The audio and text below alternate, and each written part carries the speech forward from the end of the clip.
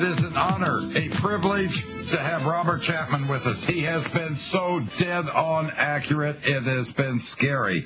He is the only one that I would go to for my information because he really lays it out and tells you exactly what's happening. He's the publisher of the International Forecaster, examines world economic conditions. Even though we mostly stress the U.S. here, he examines the world in each and every issue of the International Forecaster. He tells you what's going on in England, China, Latin America, Canada, New Zealand, everywhere, all over the world, China. Mr. Chapman presents Future Headlines Today, and a worldview you simply don't get anywhere else. And we'll tell you how to subscribe as the program goes on. And right now we've got gold at $1,060. It isn't shaking down too much. He said silver had reached $20, $17.69 today, which is really good. But the Dow is above 10,000. It's risen 60% since March.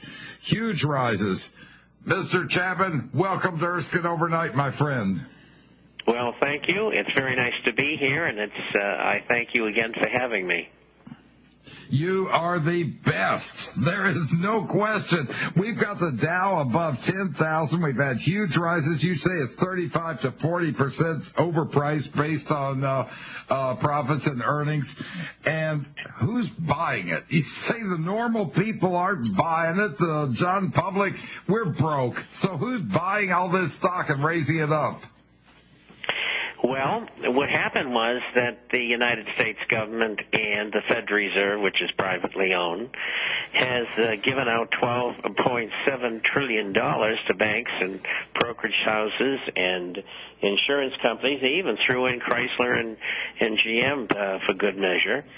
And that money is being used to go into the market, and it's leveraged. And that's why the market's going up. At the beginning of the run, after we bottomed at 6,600 in March, you saw short covering, which means people who had bet the market or some shares in the market were going to go down, they were proven to be wrong, and so they bought back in their positions. And that fuels the market to the upside. And, of course, since then, the Dow has gone up to 10,100.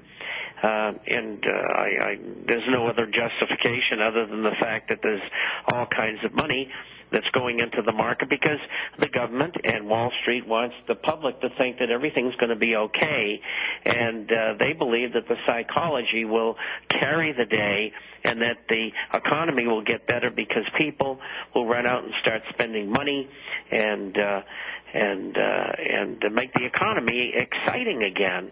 And I get news for them, it's not going to happen. And the reason it's not going to happen is the Americans are too buried in debt. Too many people are getting laid off. Unemployment's 21.3%. We have gold it's broken through its old high, trading, as you said, at 1060. And that's in the face of the United States government rigging the market. And it's still went up. In fact, over the last 10 years, since we recommended gold and silver-related assets, we've seen gold move from $252 an ounce to $1060, actually intraday $1070. So people who have been in that venue have done well. And yes, we've done very, very well. That, we got a long way to go on this thing. Now, you're saying that the government's controlled by our unelected CFRs, trilateralists, Bilderbergs, who have as their goal a one-world government led by the Federal Reserve. So let's audit the Federal Reserve. House Bill 1207, Senate Bill 604, initially started by Ron Paul. We need to audit the Federal Reserve. This is the crux of the problem. This is how they're operating from. This is their base of power, isn't it? It certainly is, and just like in England, it's the Bank of England, which is also privately owned. When you have privately owned banks running the monetary affairs of a country, they have a license to steal. And, yes, they do give part of their profit back to government, but it's all the inside information that they're privy to that they pass on to their friends who become absolutely filthy rich. And that's what this is all about. Is this why China's doing so well? Is this why China's doing so well? Because they are not part of the Anglo-American banker system. They are a government-owned banking system? Well, I'd like to say yes, but I can't. They mimic what goes on in other countries throughout the world. China's abilities are based upon almost totally slave labor. And, we have American corporations, transnationals, that are producing over there. And they've, through free trade, globalization, offshoring, and outsourcing, what they've done is destroy the American manufacturing, and in some instances, service industries.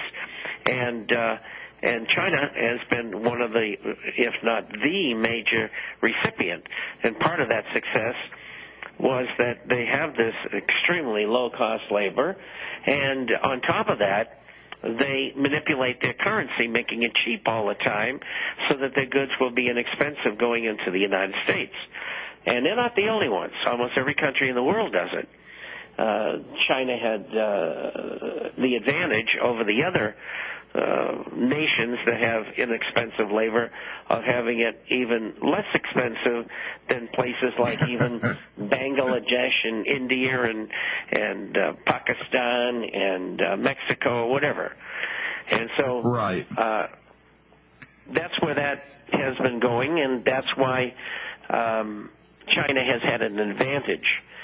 And that advantage is coming to an end, because what's going to happen sooner or later is there's going to be tariffs, and they should be on goods and services both. And those tariffs should have never been taken off in the first place. They were taken off to accommodate transnational conglomerates such as Ford and General Motors and Hewlett-Packard and IBM, who hide all of their profits offshore, and they don't have to pay taxes on them. And so this is the crux of that problem, and China has been the big gainer.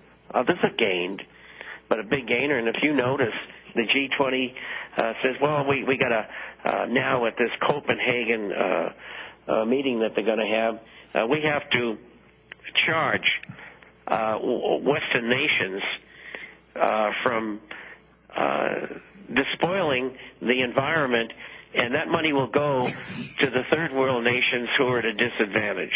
In other words, it's a big program of distribution of the wealth of the world in a communist-type manner. And it's absolute insanity. That meeting's coming up very shortly.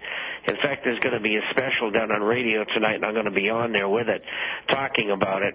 But very simply, and it's not complicated, and if you read what they've gotten, and if you look at the links in yesterday's issue of the International Forecaster, you will find that I have some tapes of Lord Monckton, and he's read the whole treatise that they have there, and all it talks about is what I told you and how they're going to have world government. Absolutely. Absolutely. More with Robert Chapman when we get back. He has been absolutely dead on accurate, and that conversation is going to be tonight, where he's going to be talking about what's going on. We'll be right back on Erskine Overnight.